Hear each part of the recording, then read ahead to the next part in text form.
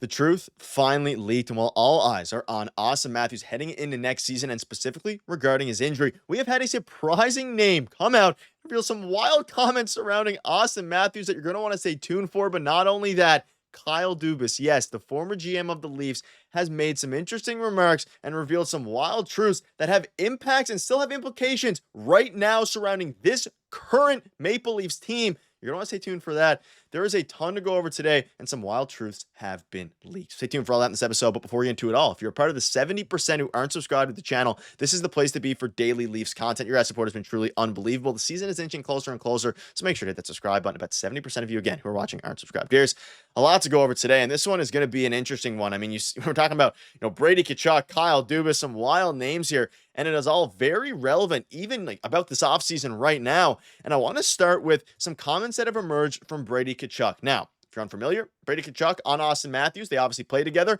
He spoke out on behind the scenes and playing with him at the Four Nations face-off. And I'm going to show you guys the comments, and it's probably not what you're expecting. It's actually just a ton of positive, stuff about him. And this is interesting, so I'm going to dive into it here.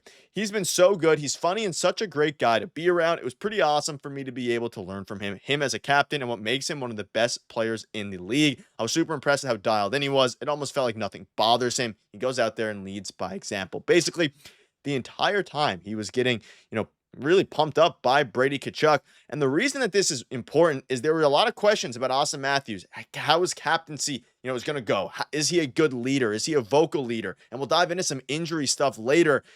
This is from a rival, a guy who a lot of fans, dislike and hate even, to get, praised this much by Brady Tkachuk.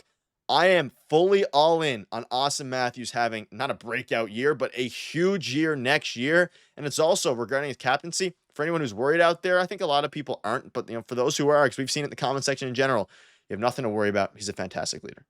Yeah, I think that this is putting a lot of questions that people have to rest at this point. I think a lot of people, and keep in mind, Brady Tkachuk has seen Austin Matthews and been talking to Austin Matthews since he was like 15, 16 years old, because obviously Matthews played with Matthew through the development program, the U.S. development program. So obviously they've known each other for a long time. Brady has basically seen Austin Matthews grow up. And for him to say a lot of these great things about him, I think that he is a great captain behind the scenes. I think that he does lead by example. A lot of people forget he was the captain of Team USA in the Four Nations face-off. He was the captain. So I think he leads by example. Maybe not the most vocal guy, and I think that's something that a lot of people talk about. But there's been a lot of questions about his leadership and if he is a good captain. A lot of people love to talk about that, and a lot of people love to say, I wish the Leafs had a guy like Matthew Tkachuk. And while that could be true, right, and the Leafs could use a player that is as hungry as a guy like that, or even a Brady Tkachuk as their captain.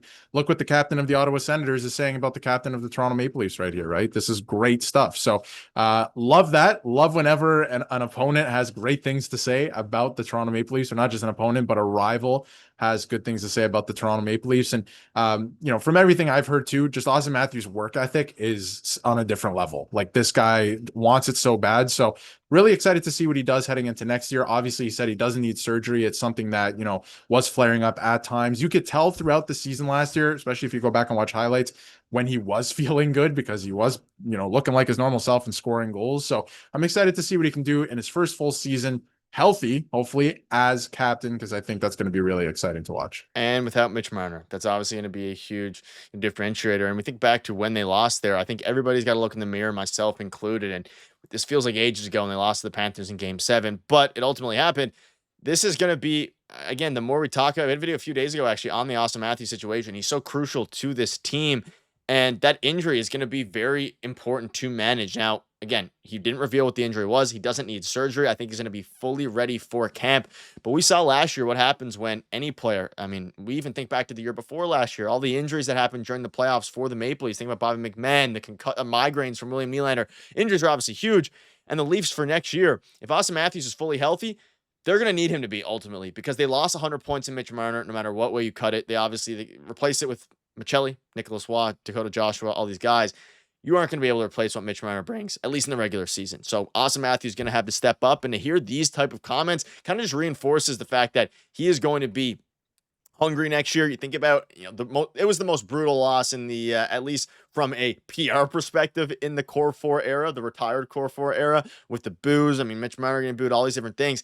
That's officially over now. And it's going to be excited to see what happens with a healthy Austin Matthews, because like he admitted, it's a tough year physically, and it's good to see, some praise from Brady Tkachuk and some praise from, like you mentioned, some other NHL players that isn't Brad Marchand in the playoffs doing some reverse psychology by calling the Leafs a fantastic team in the middle of a playoff run.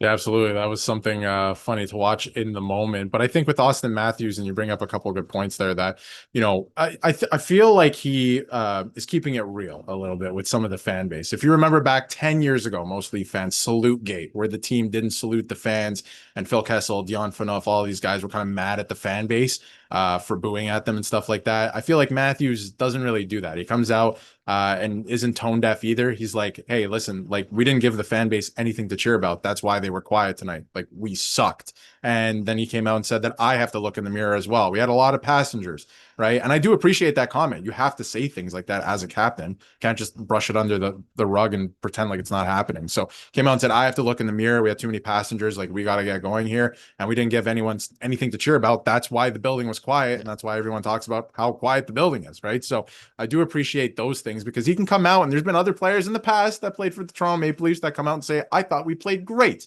And they didn't, right? So I do appreciate that. So I'm excited to see what he does moving forward, and keeps growing into that captaincy role, because of course, before he was kind of behind John Tavares. I still always believe that, it was Austin Matthews' team.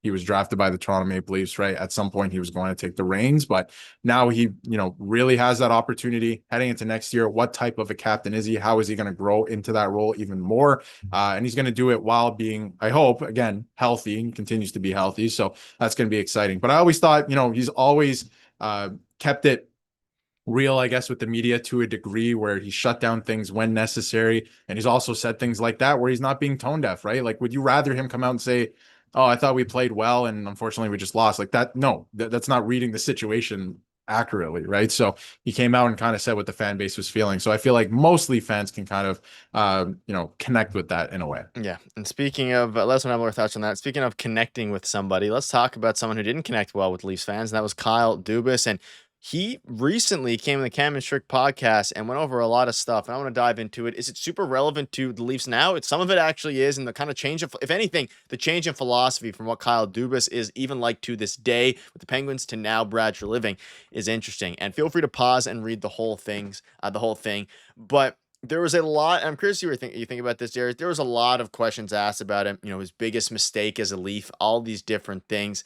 What were your thoughts about the comments? And you can see this here. There's a variety of comments talking about losing on Friday to Florida. All the struggles that he went through. Again, feel free to pause and read through them. He basically admitted some big faults here for the Toronto Maple Leafs, and what his fault were, and why he ultimately left the city, and why he got, I guess, pushed out of the city. And it's going to be interesting here, because we think about comments here from Austin Matthews, but having to capitalize.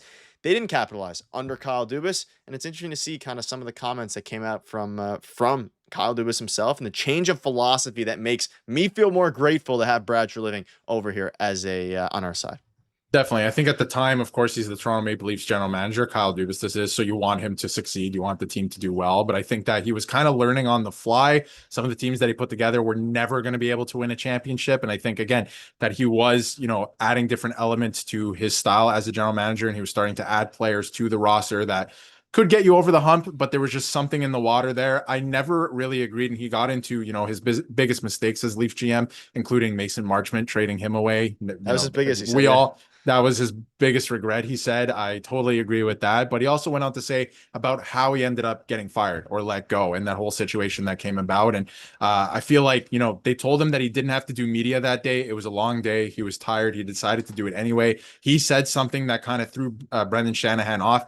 At the time, we weren't, doing videos together, but at the time, I thought personally, like, it was a bit ridiculous that Brendan Shanahan took something that he said after a long day in media and decided to make a huge decision like that. So obviously that was weird, but I think at the end of the day, Brendan Shanahan, now he's gone to he made some questionable decisions, that's for sure, especially in the last few years there. But I'm glad that Brad Treliving's the GM now because I can see a vision with his team. So obviously we move into the future, but it is kind of cool, and I appreciate getting some of this information a couple of years later. Yeah, it makes me grateful for Brad Treliving. I think we're in a very good spot with him. We've already seen that 2 years in. But folks, a lot of things are happening. The good news is Austin Matthews is expected to be healthy. But here's some of the truths, both from the sentiment of the players like Brady Tkachuk, some really good players in the league, and of course Kyle Dubis, former GM, is interesting nonetheless. Moves are going to be coming. We're going to keep you updated every step of the way. Thank you guys for watching. See you later.